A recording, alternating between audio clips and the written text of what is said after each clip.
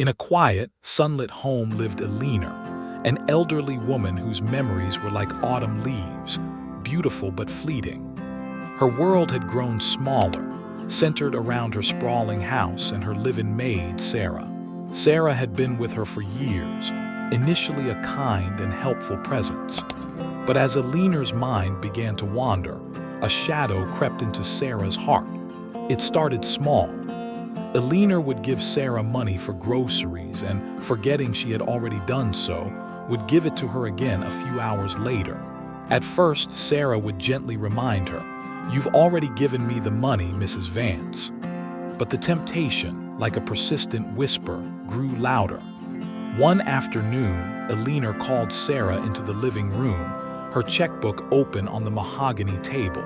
"Sarah, dear," she said, her voice a little frail, "I need to pay the gardener. I can't seem to recall his name. Could you fill out the check for me? $100 should cover it." Sarah's heart skipped a beat. The gardener had been paid just yesterday. She saw the blank look in Elena's eyes, the trust that shone so purely. With a hand that barely trembled, she took the pen. "Of course, Mrs. Vance," she replied, her voice smooth as silk. She wrote her own name on the check, not the gardener's.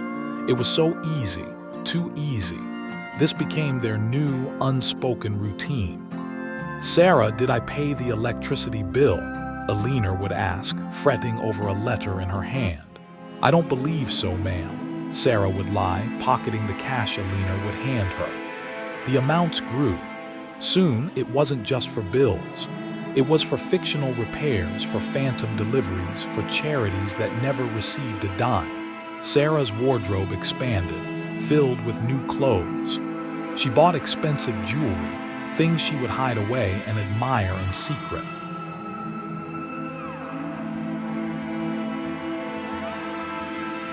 She justified her actions, telling herself she deserved it for all the years of service, for dealing with Elena's forgetfulness.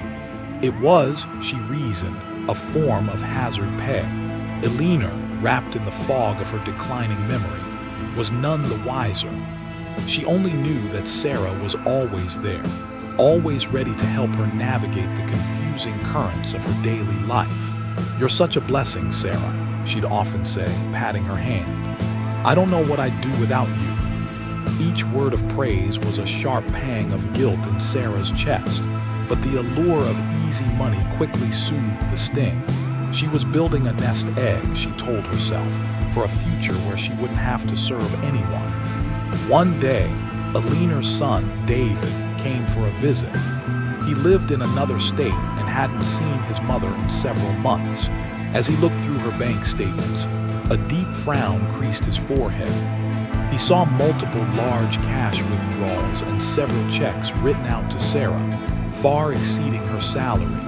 "Mom," he asked gently, "can you tell me what these payments to Sarah are for?" Elena looked at the statements, her eyes clouded with confusion. "Oh, I'm not sure, David. Repairs, I suppose. Sarah handles everything. She's so good to me." David's suspicion grew. He knew the house was in perfect condition. He decided to stay for a week, observing the dynamic between his mother and her maid. He watched as Elena asked Sarah if the property taxes had been paid. David knew for a fact they were paid automatically from his account. He watched as Sarah replied, "Not yet, Mrs. Vance. It's a large sum this time." He saw his mother, without question, reach for her checkbook. That was all David needed to see.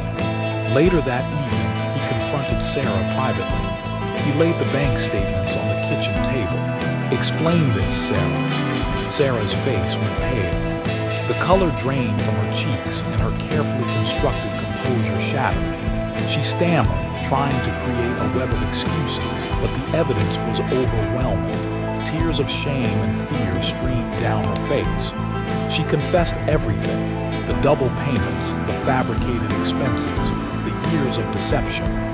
David was furious, a storm of anger and hurt brewing in his eyes. He wanted to call the police, to see her pay for what she'd done. But then he looked past her into the living room. where his mother was peacefully dozing in her favorite armchair, oblivious to the storm that had just broken in her own home. Involving the authorities would mean dragging his frail mother through a stressful and confusing legal process. It would shatter the peaceful illusion she was living in. The trust she had in Sarah, though misplaced, was one of the few constants she had left. David made a difficult decision. "Pack your things," he said, his voice cold and hard. "You have 1 hour to be out of this house. If I ever see you again, I will press charges for every last cent you stole." Sarah, sobbing, nodded and scrambled to her room, her dreams of a wealthy future turning to dust. She left with a single suitcase, the expensive trinkets she bought now feeling like heavy, worthless stones in her luggage. After Sarah was gone, David hired a new caregiver, a kind woman from a reputable agency, and put stricter controls on his mother's finances.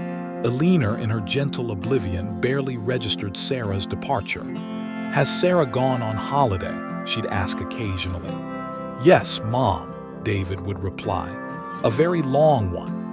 Elena lived her remaining year in peace, surrounded by genuine care, her final days untroubled by the betrayal she never knew.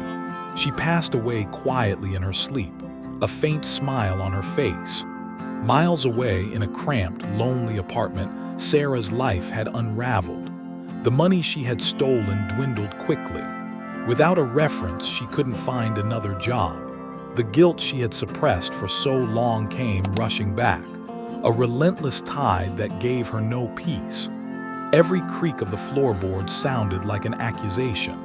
Every stranger's glance felt like judgment. Her nights were sleepless, filled with images of Elena's trusting, kind face. The stress took a physical toll. Her heart, burdened by guilt and anxiety, began to fail her. One evening, while reading the obituaries online, she saw Elena's name. A picture of her former employer, smiling warmly, was next to it.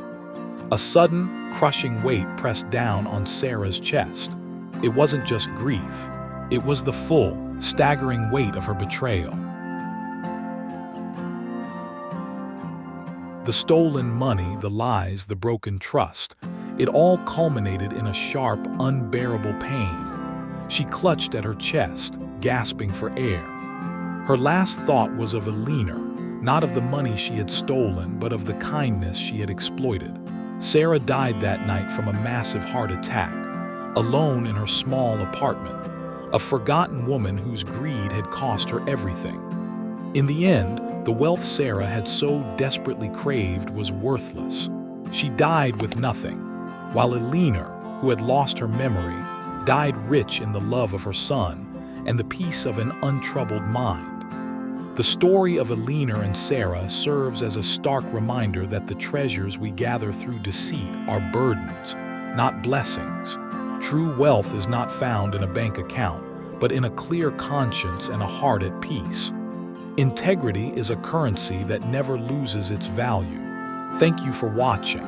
If this story touched you, please like, share, and subscribe for more content that makes you think. One last page.